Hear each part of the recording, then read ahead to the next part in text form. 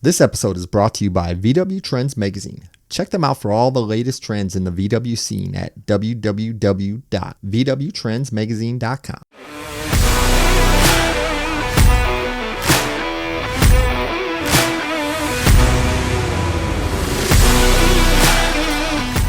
Good morning and welcome to the show. My name is Sean Smith. And my name is Prescott Phillips, and this is Brew City Bug Talk.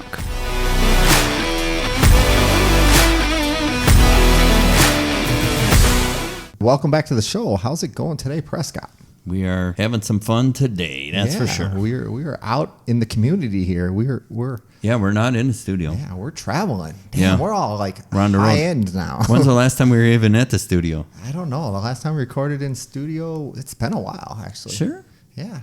I don't even remember who our last guest in studio was. Oh, I don't either. Yeah. We're always on the road. Yeah. Well, that's the way the summer goes. That's how we roll. Yeah. Yeah, we bring you, the listeners, We go the to where best. the action is. Yes.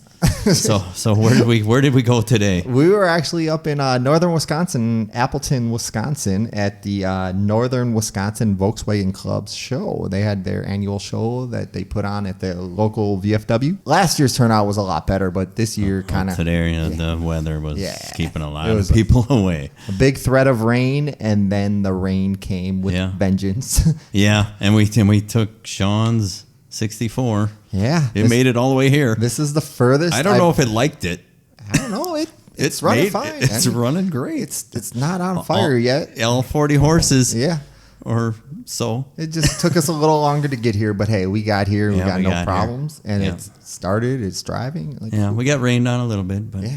Oh, it was fine. It was a beautiful day. It was perfect weather. It was not bad at all. And then all of a sudden, it was like somebody turned on the faucet and it dumped. Everybody was running for cover. And it's funny because everybody pulled out their phone and put it on radar, and the radar said it wasn't raining, and it's pouring out. Yeah, that weatherman needs to be fired. Yeah, so the radar was a little either behind or not right at all. Not accurate at all. Once the clouds opened up, everybody just said, well, I guess that's it for this show. Yeah. So it wasn't a big show. It didn't have... It was supposed to have a swap meet. It's supposed to have, and that's why we got here early, so we could rummage through the junk. But there wasn't one swap meter. So and they don't do. It's not a judge show or nothing. Yeah, there weren't trophies. There's or no dash plaques or nothing. It's real low key. It's all Volkswagens, which I like, which is cool. But it was a little excuse for a lot of Westphalias to come out and set their camping stuff up. So that was kind of cool. And so after the rain came, we decided to head even further north. Drive. Well, we're at somebody else's house. Yeah. So who is our guest today? Our special guest today is David Ward. Good afternoon, gentlemen. Yeah. Hello. Welcome to the show. Thank you for having us in your humble abode. Yeah, your beautiful house. Well, thank you. The deer shitting in the background. I mean, that's scenic. Not a good look, but look. And David's like, look out the window. Look, there's a deer right there taking a crap. So, needless to say, David lives out in the country. Yes. Yep. And how many acres is this? It's 5 acres. 5 acres. Very well put together. David loves mowing grass just like I do. Yeah. How long does it take you to mow this grass? Seriously. I've gotten good at it now. It's now 2.5 hours. Oh, my God. See? And I bet you I spend that much mowing 2 acres. Yeah, probably. Mine's like a little less than 3, and it still takes me. It used to take me every bit of 4 hours. Right. But you get it down. Yep. Tell us about yourself. Who are you, and why are we here talking to you? Well, I'm a longtime VW fanatic. Been in the VW hobby for, oh my gosh, probably since, I guess maybe around 12, 13 years of age when my brother got one.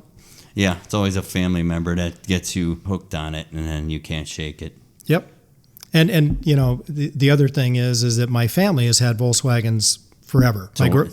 Your first... How young were you when you first said you first realized you were sitting in a Volkswagen? I can remember as a small kid, probably 2 years of age, maybe. Wow. Sitting in the package tray in the back of my mom's 60 VW. Package tray. There's a lot of memories. 60. We were at a show last week, and some lady was like, "I remember being a little kid sitting all the way in back there." Yeah, it's like that's worst place to sit. Oh, man. yeah. Well, this was way before car seats and everything else, right? Seatbelts, So, none it's of like- that. Yeah, you're standing back there. When you're a little kid. You're standing. Your head's right up against the glass. Right. It's up against the back window. And you're just, I'm going to play back here with my toys. Yeah. Like, ay. But maybe this will tell you a little bit about how focused I am on cars. I can remember so many details about that car. It was just a beautiful ruby red 61 BW. I mean, I remember going to the beach and, running around. And like I said, sitting back in the package tray or what have you. Right. And you were 2 years old? Two to 3 years old. I don't remember a thing when I was 2. I mean, first memories were I was like 4. Like I said, my family was into VWs. My grandfather used to literally bring my dad a Volkswagen in a box, a bunch of boxes. And that's how I really got into Volkswagens, because my dad would put these cars together for my grandfather. Wow. And so he would, rebuild the transmissions, the engines, that kind of thing, get them running. My grandfather would drive them for about maybe a year and a half, and he'd sell it. Sell it, sure. And then the next one would show up. And both my brother and I, we really learned a lot from my dad, being out in the garage with him and learning how to put these things together. So what year would you, if you had to put a year on it, what would you say it was? Probably about 1973. Because I'm thinking about when we moved into a house in Anaheim, California, and that's where I can remember the workbench and my dad putting these things together. And I think every Volkswagen in California was in Anaheim at one point in time. Yep. Anaheim is where Disneyland is. It's also the headquarters for MP. Mm-hmm. That's right. Right on Orangethorpe. I grew up just a handful of miles away from Angel Stadium. Mm-hmm. And within that general proximity, you had all of the big names: Small Car Specialties, Johnny's Speed and Chrome, Gene Berg Enterprises, Fat Performance, Auto Haas. Right. I mean, they were all right there within Right that. there. So if you went to Disney, because way back in the day, I went to Disneyland, and I says, well, to make this trip worthwhile, we're going to stop at Small some Car was Volkswagen. right down the street. Right on Ball Road. Yep. And we went to every little Volkswagen shop, and that was, I remember that more than I do of Disneyland. I couldn't tell you what we did at Disneyland. And growing up there, we took it for granted, right? Yeah. I mean, So how long did you live in Cali? Like, was this your high school life? We moved out of California, I guess, when my oldest son started kindergarten. So that would have been like a 93 maybe, somewhere in there. So you grew up around this? We grew up, yep. Wow. And I got to pretty admit, cool. I don't often talk about it because, people think of California as just being kind of crazyville, and wasn't always like that. but it wasn't always that way, right? I remember when it was crazy, but no more than any other big city. No, but I mean, growing up in California, and being a car guy, you drove your cars all year long. You daily drove cars. Like I remember at one point, I had a 70 Beetle, and I built a 2276, and I was running huge welded heads, lots of compression, an FK89 cam. Sure. With a close ratio gearbox, and that was my daily driver. Yeah, that's what you did. All year long, in the rain, in the sun, didn't matter. That was just what you did. Yeah. And my brother, he had a 69 Beetle, and he had a smaller engine at the time. It was a 1900, but he had the famous Lonnie Reed wedge port heads on his car. Oh, wow. And that car was wicked fast. Okay, this is a little bit before my time. Who's Lonnie Reed? Lonnie Reed was a head builder in Santa Ana, California. Okay. And if you saw a Cowlook bug on the streets of Southern California, and in the quarter window, if there was a black and rainbow sticker, kind of chrome that would show up as rainbow, that said the head shop. Yeah. If you saw that sticker in the quarter shop. window, you almost guarantee that was a 12-second street car. Really? Yep. So Lonnie Reed was some pretty badass dude. It was building. him and Fuji. Fumio. Fumio, right. Fumio Fukaya. Are these guys still around, or is this way? Oh, way... no. I think. I mean, Fumio, Lonnie. I think, is passed, right? I don't know. But I know Lonnie. I think he's long since retired, and he, shows up at VW events, and I think he's been on Facebook. I think he's got an oval window, a red oval window, and it's running a Magneto, and doing it old school. Old school. Yeah, That's awesome. Yeah. But my brother's 1900 was faster than my 2276 with those Lonnie Reed heads. They were just amazing. Yeah, like everybody says, the power is always in the heads. Yep. Don't waste any money on heads. Yep. Go spend as much money as you possibly can on the heads. Yep. Don't worry about anything else. See, there is a replacement for displacement. Yep. Well, yeah, displacement isn't everything, but it's. We got into an argument about this last week. He's like, "Oh, you need to build a big motor," and I was like, "But it'd be cool to do this." He's like, "Yeah, but there's no placement for displacement." There isn't there, and there's something to be said for that, but you can, as that engine build proved. Your guys' podcast on the engine build. That's what he was arguing about. Yeah, we were talking. Why doesn't everybody build a 1721? No, I said, why don't they bring it to market? It would be cool to bring like the D-stroked crank and the smaller rods and bring that stuff to market because it's not out there. And he was like, well, there's a reason for it. And we were kind of going back and forth. I think it's probably just simply a lot of guys don't get it. Well, it's economics is what it is. Yeah. Okay. You know, that motor they built was $15,000. Yeah. Now, the $15,000 200 horsepower motor is a little spendy. Yeah. Yes. Yeah, that's true. You know, Yep. it's bang for your buck. I love that podcast, by the way. I was fascinated by that. I didn't even, imagine the approach that those guys took. Very creative. That's what I was so like. Yeah, I still to this day say that was one of my favorite podcasts because I was so excited to talk to those guys to hear about how they went through the process. Yeah, me and Adam, many a night on the phone, just talking. It's like, what are you doing for this? What are you doing for that? And he's like, well, I don't know.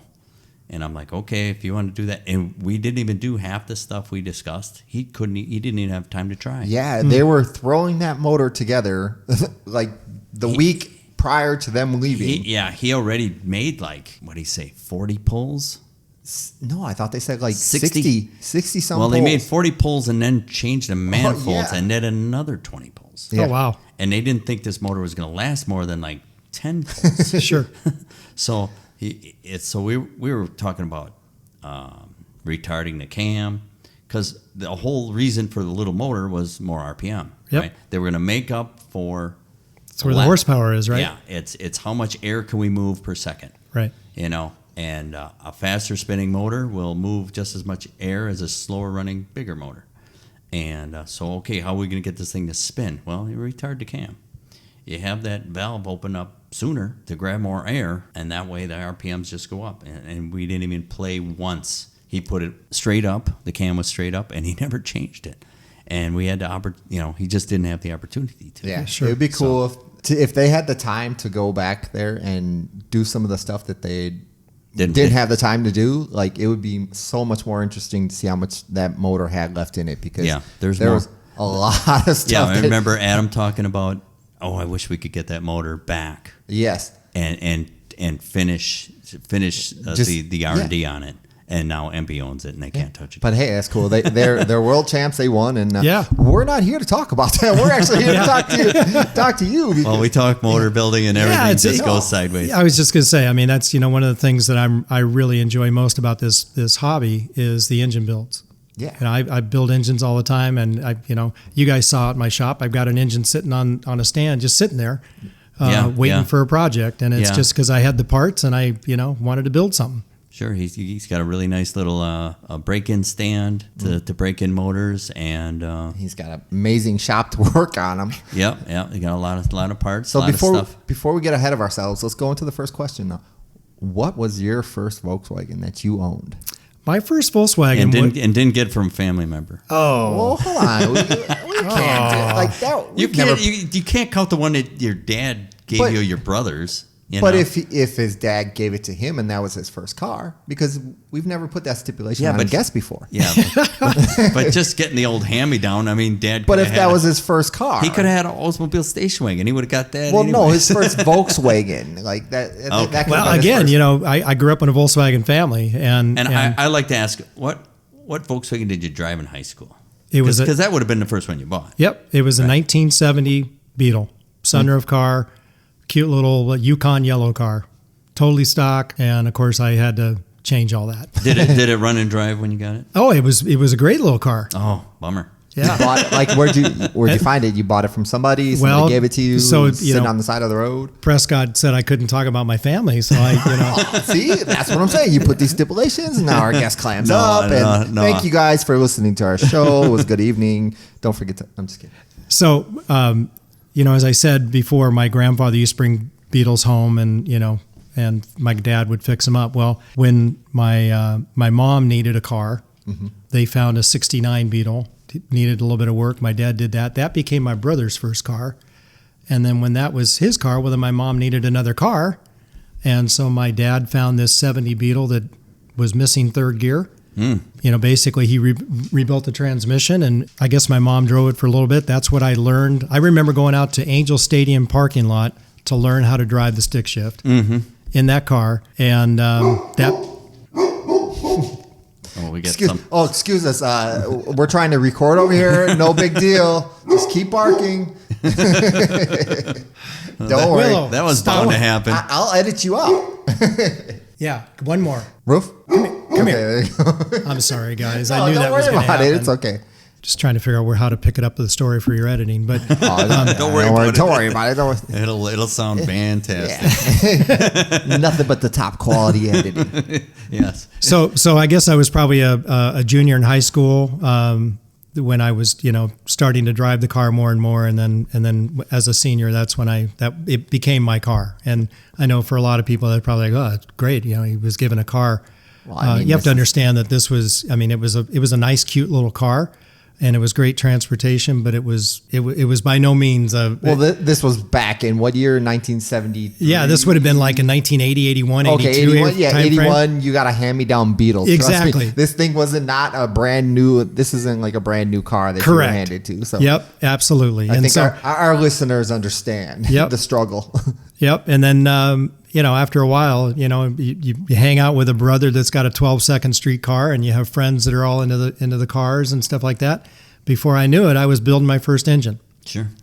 And so what did you build for it? It was just a little 1641 with like a 110 cam, and it's exactly what I built for my first I hogged out a set of stock dual port heads using the old How to Hot Rod Your VW book. Oh yeah. And got some cadrones for it. Yeah, that was my first engine build. And of course, I would have to share that the first time I put the main bearings in the case and started to tighten the case down, I smashed it on the down pin. You just had a guy come. This kid. I think everybody's done that, right? That was my first build. Yep. It locked up tight, and I'm like, what happened? What happened? Did I do? Yep. And pull it apart, and you could see the dent, and you're like, "Oh man!" Yeah, and it was, of course, on a Sunday. I couldn't get parts. I had to wait. It was. Well, it's one of those things. Life lessons. This is live and learn. That's it's how you learn. That's how you learn. Yeah, sometimes you learn more expensive than others, but it's how you learn. And so from that point on, I was pretty hooked because. It's hard to describe, but that first time you fire that engine off that you've built, it scares the crap out of you. It's the best. And then it's running, and you kind of stand back, and you're like, "Wow, I built that." Yep. Oh yeah. I'm going through that right now because I brought my motor over to Prescott's house. You're nervous as heck. Oh, yeah.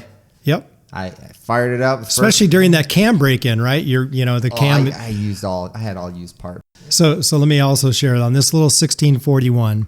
Non-counterweighted crank, just right, stock crank. Yeah. But I put an 11-pound flywheel on there. Hell yeah. Did you 8-dowel it? I think the flywheel was 8-doweled, but of course the crank was not. Wasn't. So because you just bought the light flywheel and absolutely, yeah. I went to Small Car Specialties and just picked one up. Wasn't balanced. Nope. Just no balance. Throw it on there. You know. So I was accumulating parts for my next engine build, and I picked up a set of Weber 44 IDFs from my brother. I stumbled into a trade, and I was able to pick up a brand new set of 48 IDAs, Italian Webers. Right. So what did you do? Well, I picked up a set of manifolds, and I promptly installed those IDAs on my 1641 with the 110 cam, and tell the truth. It's not unheard of. No. Right? If you had the right size vents. So I put 32 vents in it, 32 millimeter ventures in it, but it was still so rich that I would foul plugs. Right. It's a little more tuning than you need because look at the Bonneville salt flat guys with the 36 horsepowers. Sure. They're running two 48 IDAs on them, and that's only a 1400 cc motor tops, so it's not impossible to tune, but I'm sure it's a nightmare. Yep. Because if you're like, you just probably open the throttle and it just goes, oh, what's all this? Exactly. Yeah, a little bit of bog. Yeah, a little bit, but yep. So anyway, that was kind of how But I it got looked started. cool as hell, though, It right? looked great, sounded great. Yeah. You'd floor it and you hear the IDA. See, people that never owned IDAs, they don't know that sound. Nope. That sound is so cool. It's a very different, distinct sound. Personally, the only sound that I think can sound a little bit better is the Weber DCNF. Oh, okay. I think those carbs can really sound cool with a properly tuned. But it's just that I don't know. It's a hard to describe noise, but it's a rhythm, and it just sounds so cool. It sounds like something getting ingested. Yep. So now with Prescott's qualifier here, the first VW that I bought was after I made that 70 Beetle unstreetable. Yeah, with the close ratio box. Close ratio box, big cam, all that stuff. It was a 1280 car, and it just wasn't practical. I picked up a 69, promptly built an engine for that, a little 1776 with DCNF Webers on it. Yeah, wow. And that was just a great little car. I put 30,000 miles on that car in just about 2 years. Wow.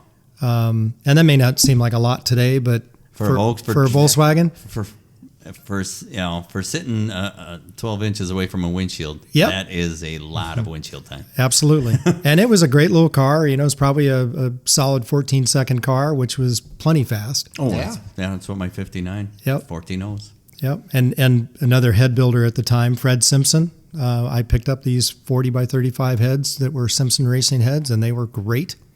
They talked me into running a webcam. I've never done that before. That was the only engine I ran a webcam. No. What's a webcam? It was just everybody, the go-to is Engel, right? Mm-hmm. You want an Engel cam. Webb was another cam grinder. Okay. Yeah, and they were up and coming then probably, but now they got quite a name. That 86C is like That's the go-to. Where are they at? Are Right. they out of California also? I think they're based out of California. Okay. Yep. And you can still go online. As far as I know, yeah. Yeah, webcam's still in business. Yep. Okay. Yeah, Yep. 86C. Why was that the cam? This one was like a 187 or something. Oh yeah. Oh yeah. It was an odd number, and it was a little hotter than a 110. Right. It was a stock rocker. Yep. And it was noisy as hell because it had a bunch of lift. Clicky clacky. Yep. Yeah. Yep. Everybody had their clicky clacky cam. They don't tell you that when you buy it, though. Right. Here you want this Scat C95. Yep. Clicky clacky. I put one in a car and I thought there was something wrong with it. It's like, nope, that's just the way it is. It's just loud as hell. It just ticks. Oh my gosh! Yeah, you can ticks hear like- it coming down the street. Right. It's bothersome. Yeah. Really? It's so- It's a bad tick? Yeah, it's not it like- sounds. It sounds like your valves are way out of adjustment. Okay. Yeah, it sounds like your valves are way. So you pop the valve covers and you check them all. And it's like, man, if They're all in anything, spec. Yeah, Yeah. they're all tight. If anything, You're like, what the and hell? you is fire it going up on? and it starts ticking. It's like, this is just the way this thing is. Yep. Okay. Absolutely. Yeah. So anyway, that was my first VW, and it was a fun little car, and I drove the crap out of it. Very cool. Very How cool. many Volkswagens to this day would you say you've owned? You know what? If you had to put a number on it. Yeah. because- I know he's thought about this question because he's listened to the podcast. Yeah. And I was just going to He knew we say, were Sat gonna up ask nights. this. I You am were sitting way in bed below last the night thinking about this, right? I am way below the average from this podcast. I mean, some of the people you guys had on, and they were talking about some of hundreds. hold on. Some of those peoples are like dealers or Yeah, people they have their own own shops. and Yeah. they You do can't. that. They don't even count. You are like a typical owner. You're a guy who Garage likes, guy. you like Volkswagen, so you buy in whatever. I would say it's somewhere in the neighborhood of about 8 or 9. Okay. No. You know, See? not a lot, but No, that's- but the ones that I've had for a long time. Oh yeah. You know, really 8 or 9? Because you got like 8 or 9 in your garage right now. like well, Yeah, so there's 4 of them in there. Yeah, How does that work? out? my single cab that you saw, I've owned since the early 90s, and have great memories with that little truck. And when my kids were just little, I used to, on the weekends, this is back when we were living in Batavia, Illinois, we used to, I would take the boys and we'd go to a McDonald's and get some burgers and fries and go to the Geneva Metro train station, put down the gate, Sit there and watch. and sit there and watch the trains go by. Cool. And it's, I mean, just some fabulous memories back then of that single cab. And I've just held on to it. And all 3 of my kids are like, you're never selling it. Yeah, it's a For our beautiful truck. listeners, he's got a 1963 single cab. Has it always had that motor in it? No, it has not. It's gone through several engines. Well, right now it's sitting on this beautiful 2332. He's got a IRS conversion on it. Yep. I mean, it is a sweet car. Yeah, and David went through a bunch to make it like that. I mean, Yes. and he didn't know what he was getting into. It's like, oh, yeah, would you go online and see the bolt-in IRS? Exactly. Yeah, and it's like, Yeah. oh, it bolts in? Yeah. I'm sold. Exactly.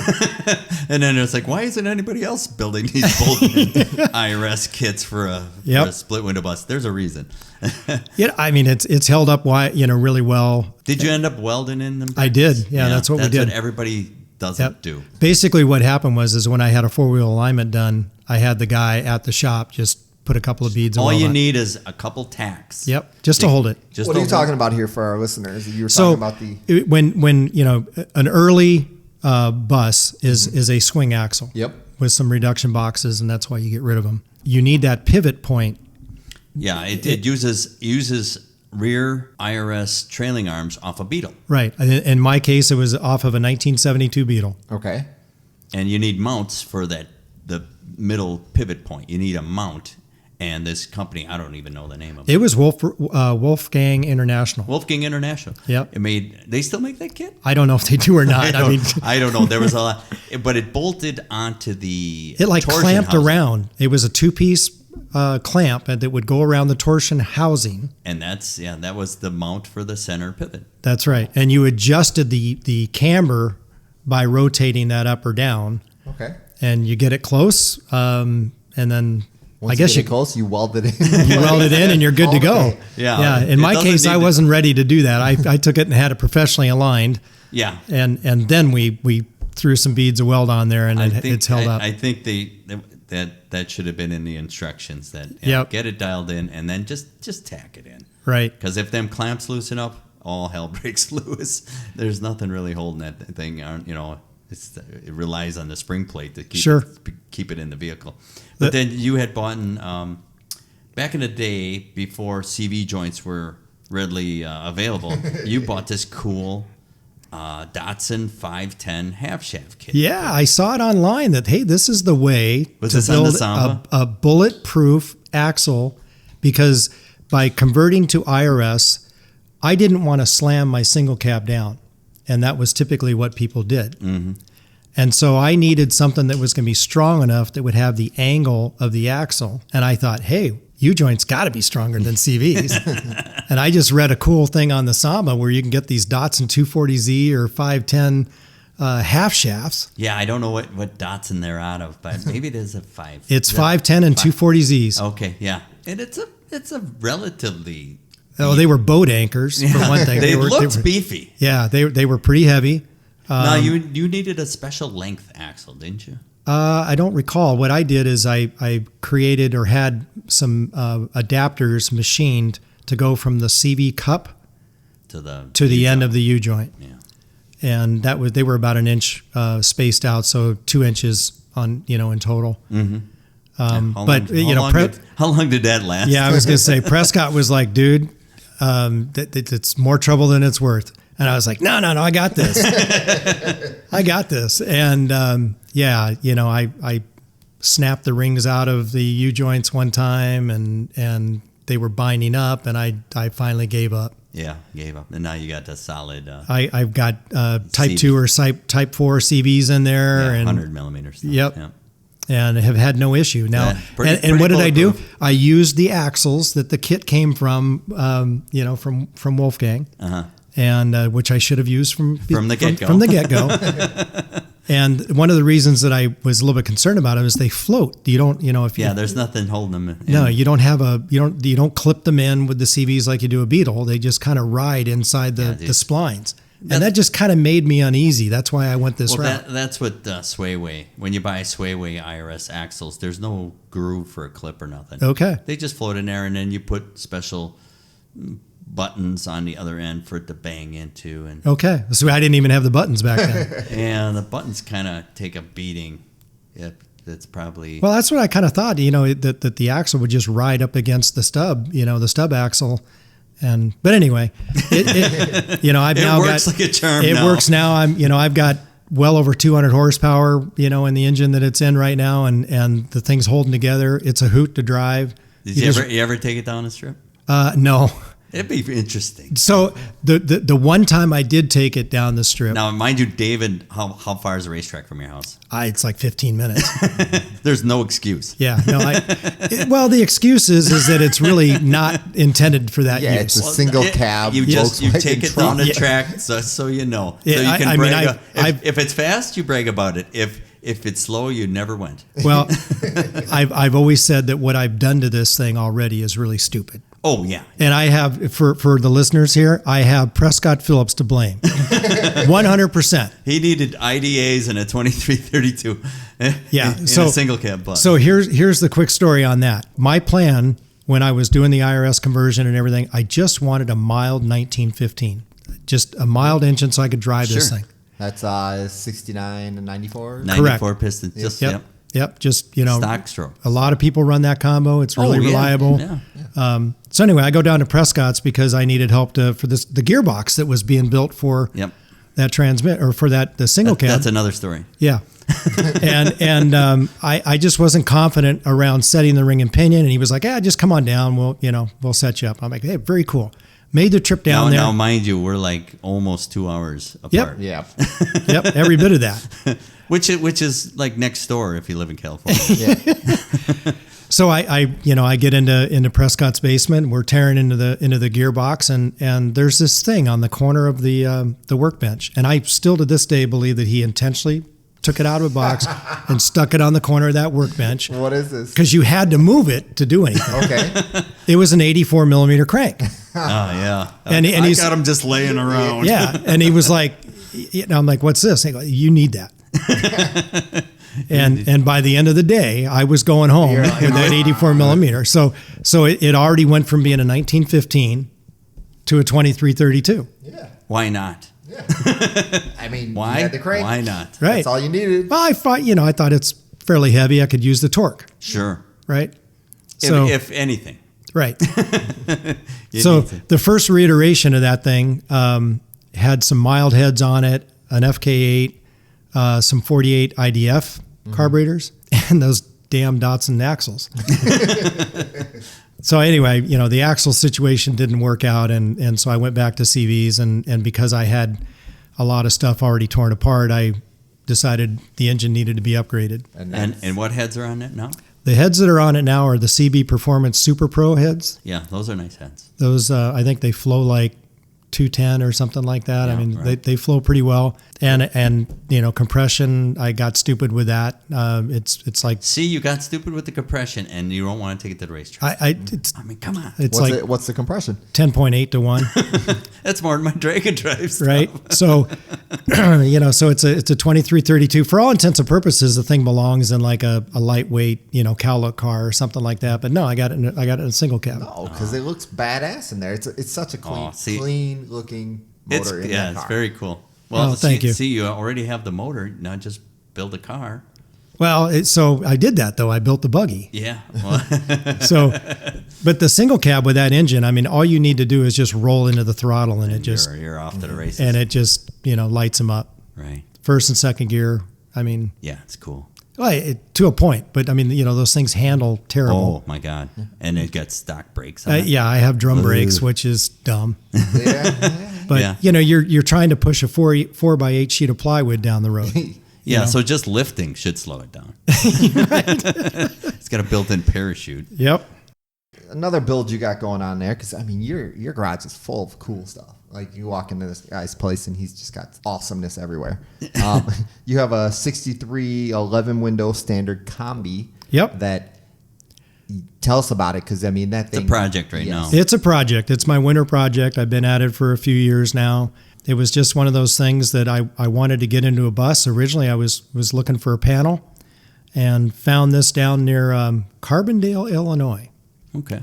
And my son Curtis and we made the trek down there and picked it up, got it for a song and a dance, but it was rough.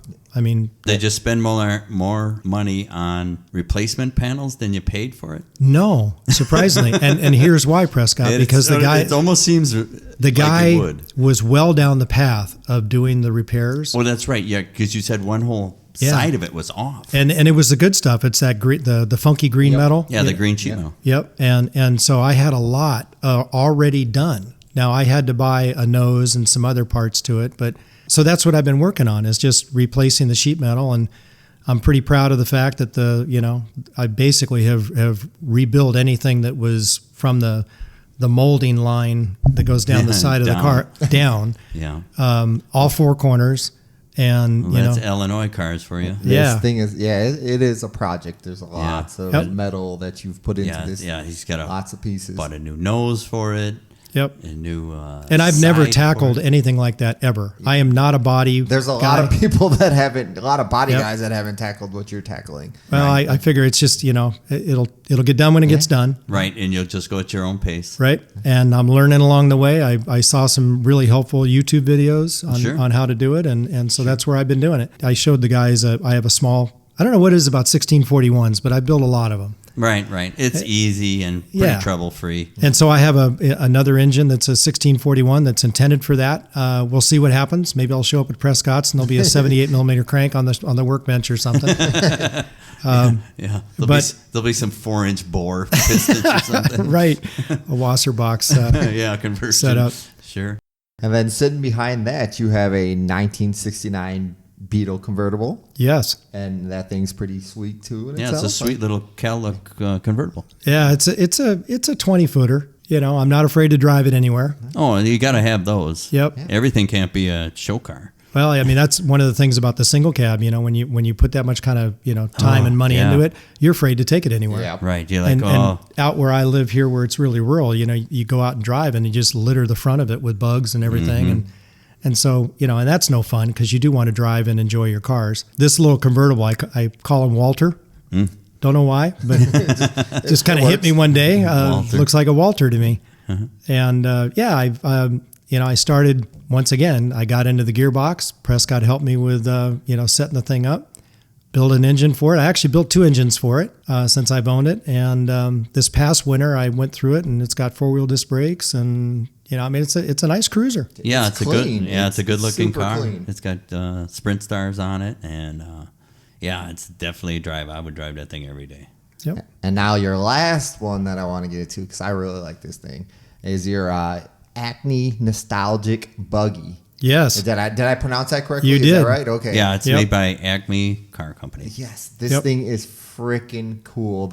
It's not paint. It's right. I have It's to. gel coat. Gel coat. The gel coat on this Yeah, thing. so is tell us the story of you beautiful. getting the body. Yeah. So I wanted to get back into a Beetle, and so I found another replacement for a 62 that I had a few years back, and That's a whole nother thing we didn't yeah. we didn't touch on all the cars in between. Yep. Well, there couldn't be too many more. You said only 9. No, but there were some substantial cars. Like park cars? No, like fast cars. Oh, okay. Yeah. Because he's a corn panzer. Yeah, that's one thing. Part of the Corn Panzers. Yeah, Corn Panzers, Midwest. Midwest racing. fast Cowlook cars. Yeah, right. Yeah, but we could still talk about the. Yeah, hold on. Let's get into the buggy, and then we'll Okay. bring up the work our way backwards, Yeah. and you'll edit it all into Sure. chronological order. So basically, what happened is that I had to bail out of this other car that I had bought, Okay. and I sold off the body and set the course to build a buggy. And the quick backstory on why a buggy is when I was living in California, a good friend of mine had a Manx, and he made it into a Cowlook Manx. Really fast car. I remember it was a 2180, and NHRA changed all the rules on those. If you go to a rule book, really. yeah, they got dune buggy only rules Oh, no kidding. because people are dying in them things. Wow. So now you tell me. So Well, you put a cage in yours. yeah, I did. Yep. I mean, this Manx was a 1080 car. Right. Back in the 80s, it was running 1080s, and obviously 10 seconds is really fast. Yes. It was really fast back in the 80s. Oh yeah, that was faster than just about anything on the street. Correct. And so his name was Kenley Reese, and Kenley took me for a ride. I just couldn't. It was amazing. It's a low car. You're out in the air. It accelerates. The acceleration, you hear the engine because it's like right behind you. Behind your seats. And Kenley's rowing through the gears. We are just flying, and I look out, over to my right, and there's the pavement. Yep. It's by your elbow. It's right there by your elbow, exactly. And I was hooked. I was hooked. And why it took me, over 30 years to put one together, I don't know why. When this 62 Beetle project just, went sideways on me, my youngest son Curtis was like, "Why don't you build a buggy?" Yeah, why not? And that's exactly right. I was like, no well, reason why not. let's do it. And so, my wife and I, we jumped in my truck and went out to Pennsylvania and picked up the body at Acme. Acme is where in it's Cumberland, East, right? It's Cumberland, Pennsylvania. Okay, so they're still building these? They are. Yeah, Yep. that's a brand new.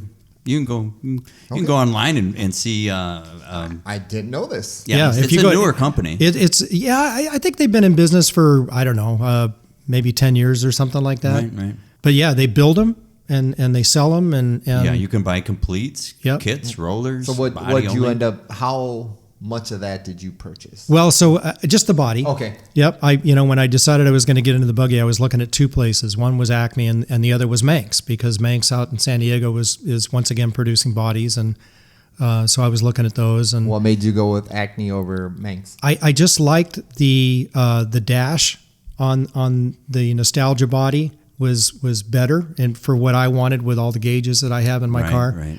And it had a better, I thought, what worked for me, a location for the battery, because the Manx I think had a like indentation in the body, and Right. I didn't want that. Okay. Right.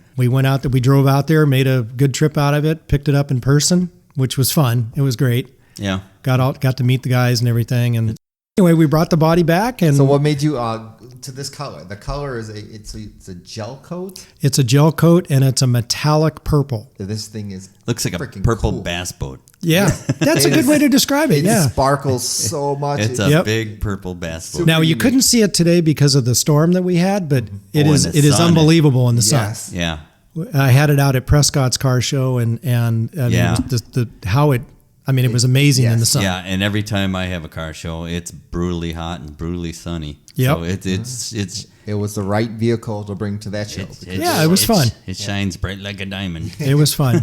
I'm still, working through the bugs on that. It's no pun intended, Yeah, but because it's a fresh build. it's a brand new build, and I think I have I was gonna say, when did you say you got done with it? it was Right, just this spring. July. July? Okay. Yeah, like And I've been working through, some things. This is probably a shocker, but it being Volkswagen related, the wiring wasn't right, and I had to chase down all of that. And when you're doing a fiberglass car, Everything needs to be grounded yeah, somehow. right.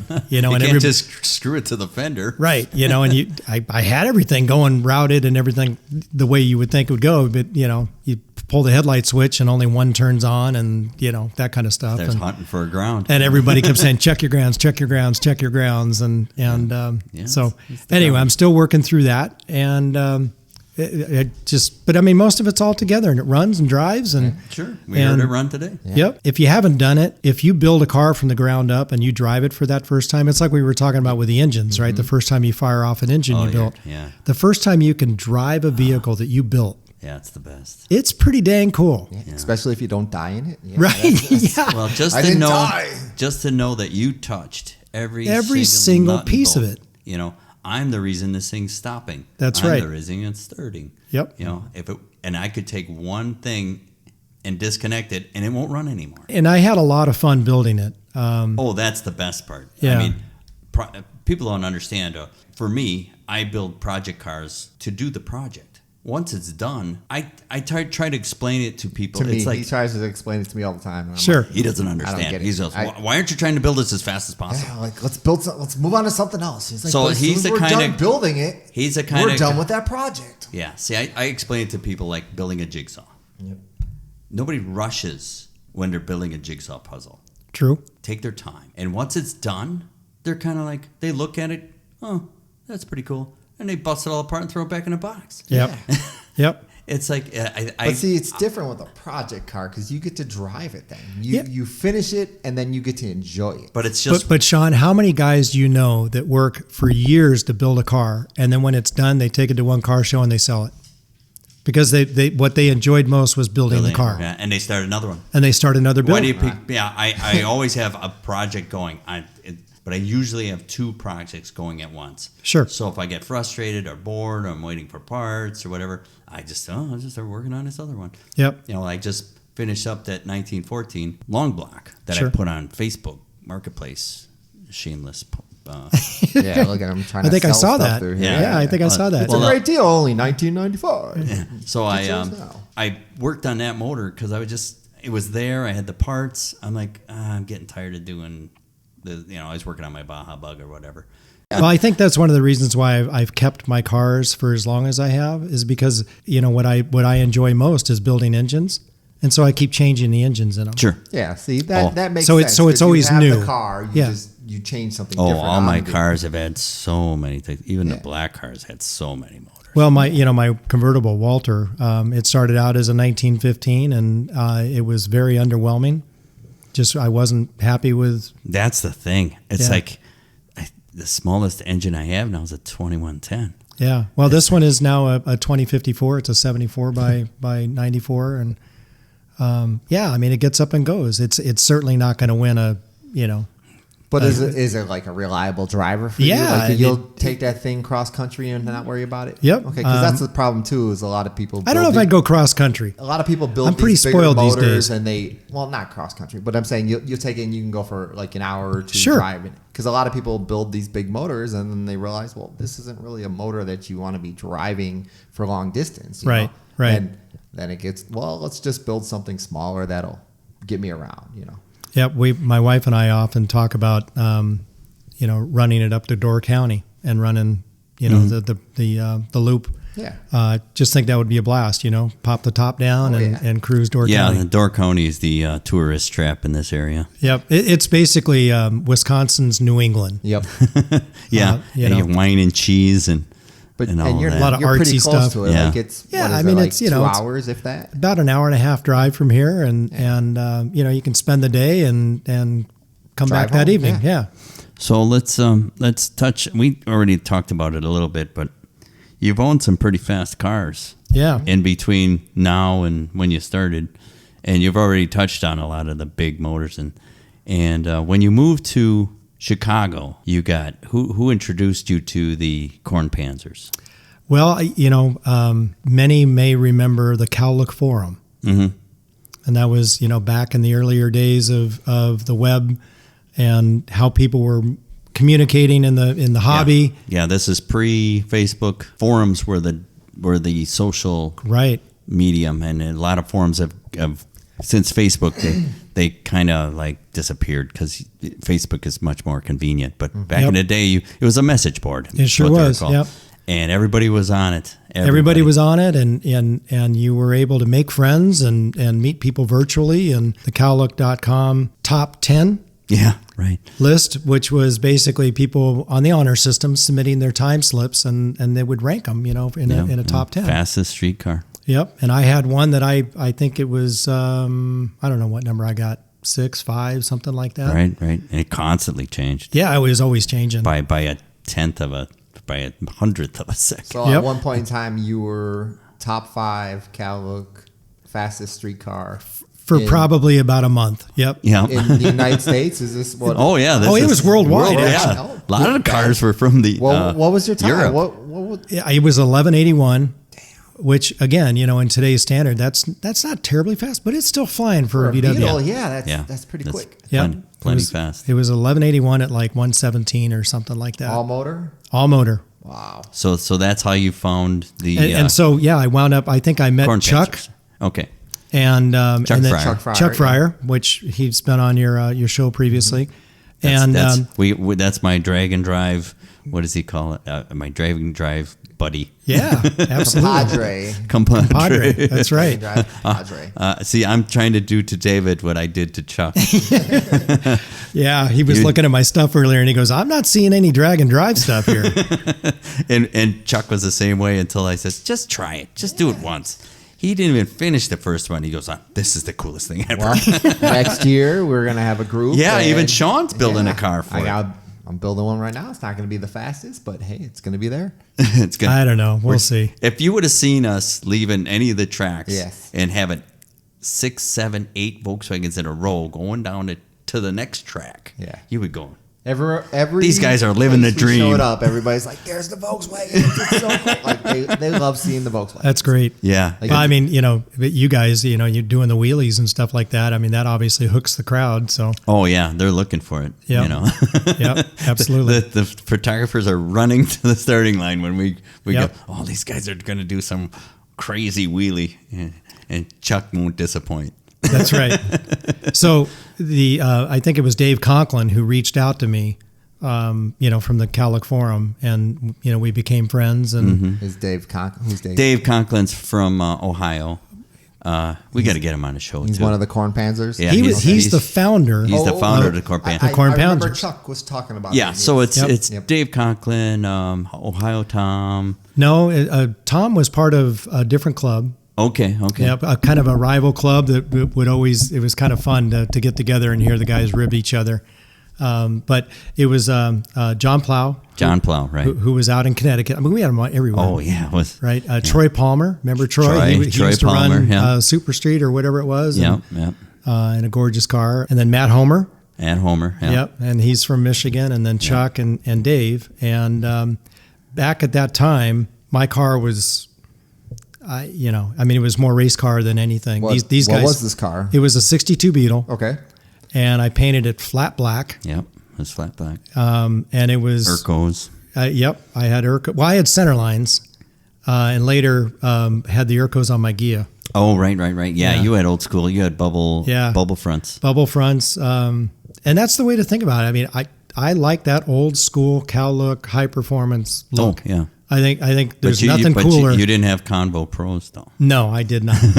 But I don't think there's anything cooler than looking at an original Firestone 6-wide slick Yeah, 6W on a polished centerline wheel. Yeah, It's just cool. 6W is 7 inches. 7 inches wide. Yep. So And what anyway, motor were you running in this bad boy? it started out as okay. So the quick story on that one, it was a 2276 for an afternoon. And then you went to Prescott's house. And No. So 84 crank. here's and I had been building engines for a while, so I'm really still kind of embarrassed that I did this, but I just basically took out a brand new doghouse oil cooler out of a box and installed it on my engine. Ooh. Fired the engine, took a test drive, and pulled up on the driveway, and it shut off for me. Oh, nice. And I was like, "Oh, hey, wait a minute, that isn't right." Let's try starting it. Oh, yeah, and I hit the key. Battery's dead. And it No, like, it ain't. click. And sure enough, it was locked up. Yeah. And basically, what was inside that oil cooler was the equivalent of sand. yeah, So it wiped out my engine. yeah. That's them used oil cool. No, this was brand new in the box doghouse oil cooler, It was brand new and it brand had new, junk in it. and it had junk in it. It was like a silverish like powder. Really? My manufacturing.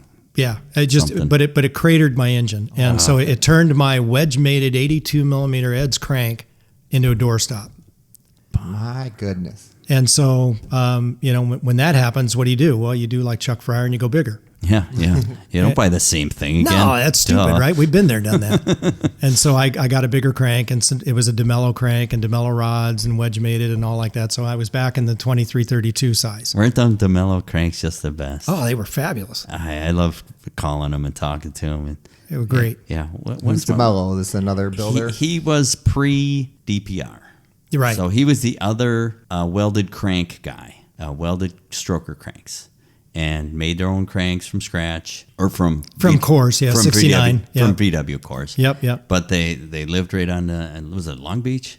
I think they were like somewhere in the Santa Ana area as well. But it was so funny calling there. It's like nobody answered the phone. Yeah. It's like, and then you call the next day. I tried calling. It was surf was up. Surf was So up. there's like some old school surfers Oh building yeah, these VW yeah. Well, the cranes. kids were. The old man wasn't, but the kids.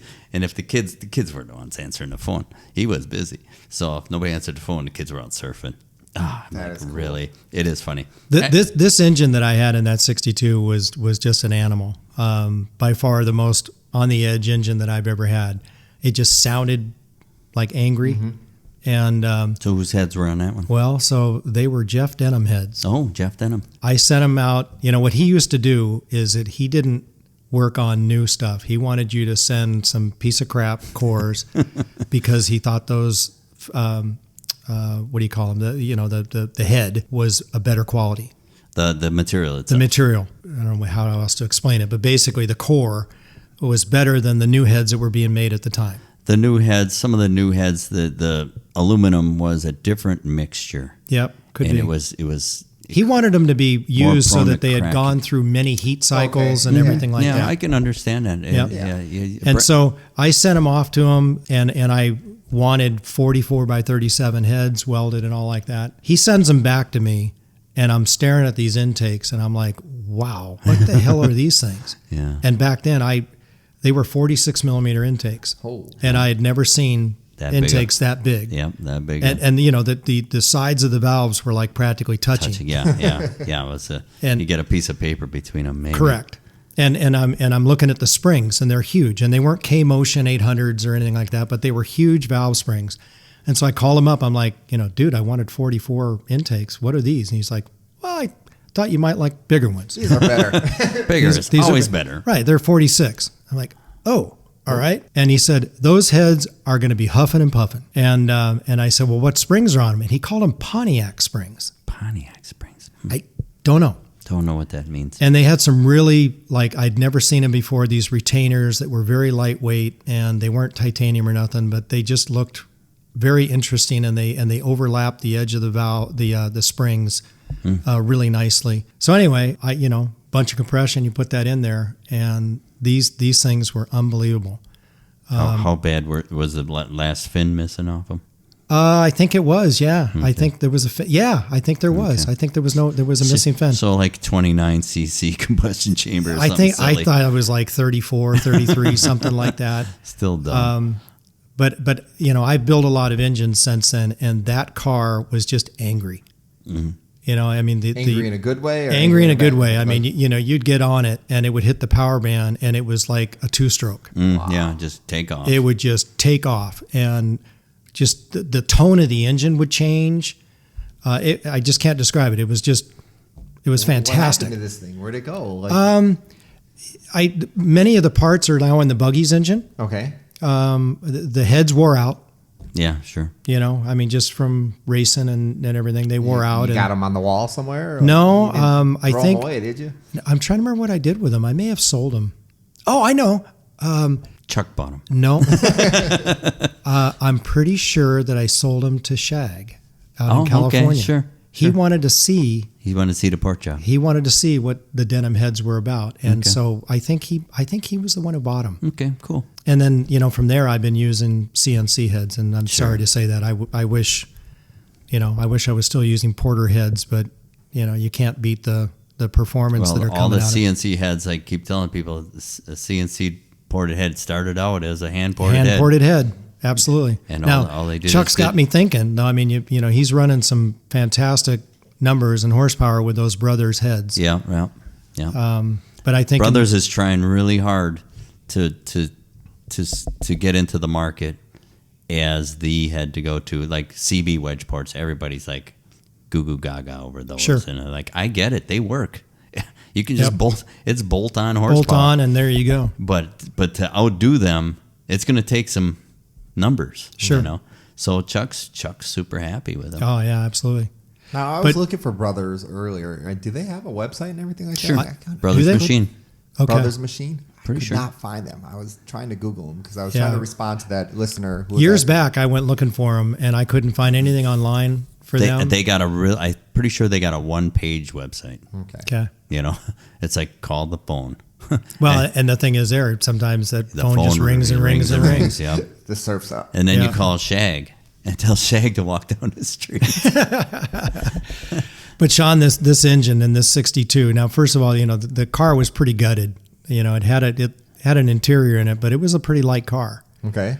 And I had a Dave Foltz built gearbox in it that was very tight. It had a 388 ring and pinion, but the ratios were 425 first, a 247 second, 170 third, and a 131 fourth. Yeah. See, I tried that crazy first gear.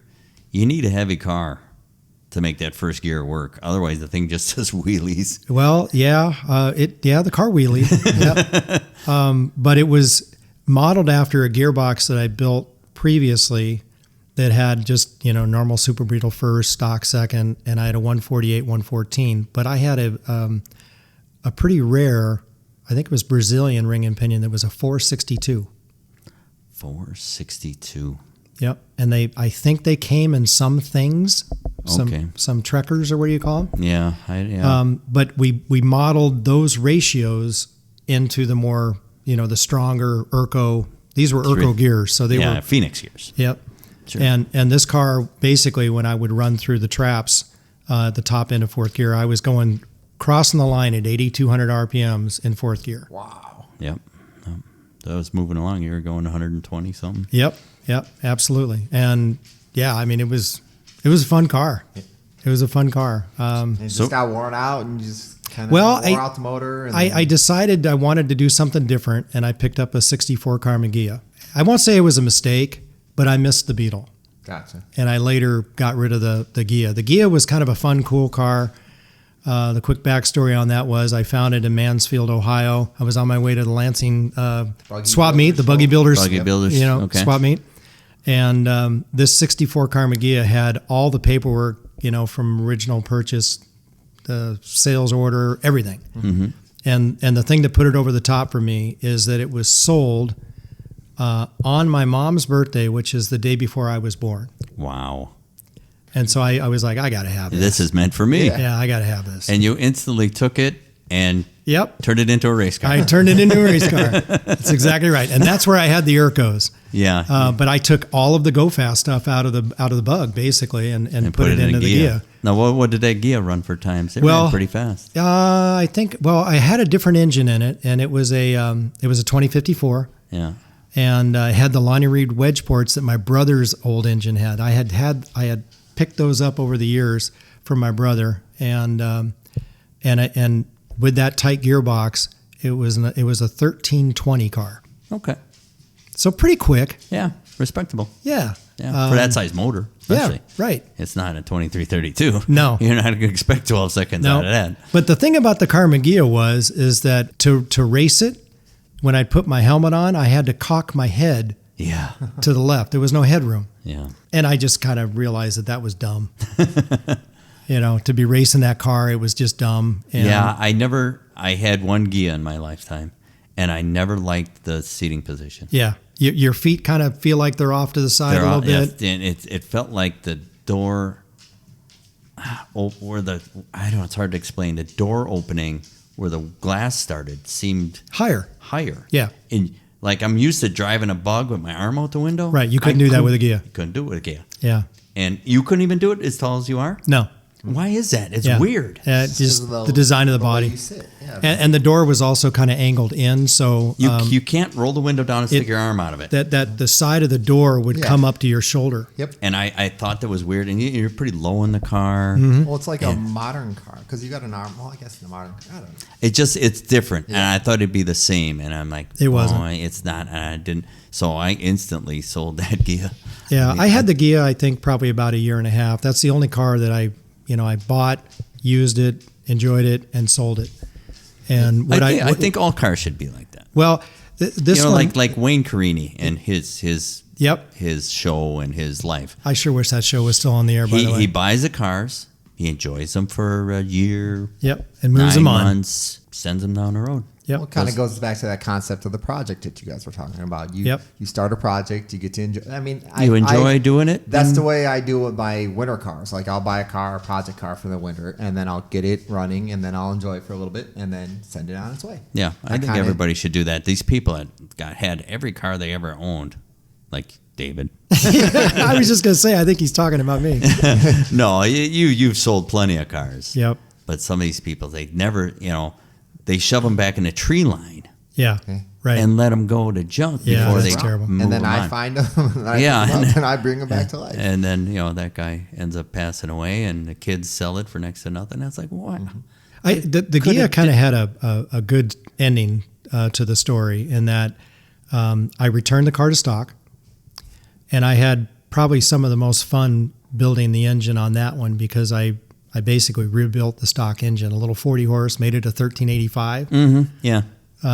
Did a couple of tricks to it, put the later model 1-to-1 rockers on it, and just a little bit, and listed it for sale. And the guy who bought it wound up being from the town or the city in Florida that the car was originally purchased at. Oh, really? And that dealership was still in existence. Wow. Full circle. Yeah. Yeah. And so he took it home. He loved the car. I saw pictures of it. He was, doing car shows with it. And that just reinforces what I've always thought, that the universe is in charge, right? There's a plan, right? There's a plan. Right. And things are meant to be and some things aren't meant to be. Right. And universe is going to let you know. We just got real deep in this conversation. Well, it's everything, I think things happen for a reason all the time. Yeah, most definitely. Yep. I mean, hey, I was meant to have a buggy, so. Yeah, right. I think that's a common thread with Volkswagen people. It's like, because everybody's like, why the hell do you like Volkswagens? And I'm like, I have no idea, dude. These things are the worst. Well, when I told Prescott I wanted to build a buggy, and the original plan was to go turbo. I've never done a turbo engine, and I was going to do a turbo. And he talks to me, the non-turbo guy. Yeah. Well, and he's like, why do you want to do that? Because I was asking about it because he had a buggy, and so I was asking him about it, and he was just, he was basically telling me I was crazy, right? Well, for like building what I was doing. Like we said about the NHRA rules, Yeah. Just for buggies, they're already dangerous, right? Don't It's a fiberglass body. Yeah, they're dangerously fast with a. Why do you think they took off? So they got so popular because of stock. A stock engine would make them quick. Yeah. Would make them fast. Now you want to make them dumb fast? Yeah. Yeah. Don't. Especially, you can make it turbo some other time. Sure. Get a heavier car for the turbo. I don't know why. I just was thinking I wanted to try it, to do something different. Okay, you sold the Gia. Right. Now there's another car in there. The Beetle. That was the second 62 Beetle. Right. The second 62 Beetle. What happened to That that? became the buggy because I basically so this car just wasn't what it was. But what about the car that didn't Chuck get one of your cars? Chuck got the black car. What was left of it? The body. Okay. Yeah. He grabbed the body out Was of that the black car that he Yep. bought after he crashed his car? That's Yes. it. Okay. And he raced for like the rest of the Yes. season. Yep. Okay. And he painted it some crazy 64 Impala Pala color. blue. Yeah. Yeah, Yeah. It was okay. It was the ugliest thing. I thought it was pretty cool. Oh, he didn't like the paint job, so he had somebody pinstripe it. Yeah. And then he pinstriped it. I'm like, oh my God. With a Corn Panzer's logo on the deck with lid, by the way. He still has that deck lid. He does. He Hanging took- on his wall. He took in his pictures shop. of it. So Yep. so that was the original deck lid off of your. Yep. That 62. was the black car. And when he first started racing, it was the black car. And what was interesting about that, again, this hat's off to Chuck. The best I ever did in my car was an 1181. Mm-hmm. He bolted that body on his car. He was around 1160s. Yep, right. He just pushes on that gas pedal harder. Yeah. and I think the story is that, when he first took that car out, he was just going to, make an easy pass. And like we all do. Oh, my God. You just hammer it and go. He said He he doesn't just know how to laid do that. into it. He Yeah. does not know how to make an easy pass. Yeah. No, first pass is the fastest. So, I did it with my buggy recently. I was out, just kind of taking a test drive. It's not aligned. I mean, it's sketchy as hell. And, I got the car pointed straight and I just nailed it. Hammer it. Yeah. Hammered it. And it was after I was coming down from fourth gear that I was like, dude, you just like slammed the gears and like it was second nature. It just happens. Yep. And before you know it, you're going 100 miles an hour. I was, and I was like, dude, slow down. Yeah, easy. This car is not tested yet. You know, and, we might well yep. creep up on I do this. plan on getting the car to the track. I don't know if I'm going to get it there this year because I'm still kind of sorting out some things with it, but I am going to get it at the track, and I don't know. Who knows? Maybe I'll take it to an event or two. We'll see. That'd be cool. That would be way cool. Yeah. All right. Well, I think that's about all we're going to do today. It's getting pretty late into this conversation, so we will go ahead and wrap it up. Thank you for being on the show. Yeah, thank you, David, for having us to You're welcome. to your shop and seeing all your cool toys. Yeah. Appreciate you guys making the trip out here to the man. Ward compound and checking things out. So It was thank you. fun hanging out with you today. Thank you. If you guys have any questions or comments about the show, please feel free to leave us an email at bcbugtalk@gmail.com. You can find us on Facebook at BruceCityBugTalk. Instagram, YouTube, all the places. All Check the it out. places, yeah. Facebook. I said that. Did you say that? Yep. Okay. But hey, you said it again. It's cool. All right. Well, thank you guys. I wasn't paying attention. Thank you for listening and have a good night. All right. Peace out. Don't forget to subscribe to VW Trends Magazine for all the latest and greatest in VWs around the world. Visit VWTrendsMagazine.com to subscribe.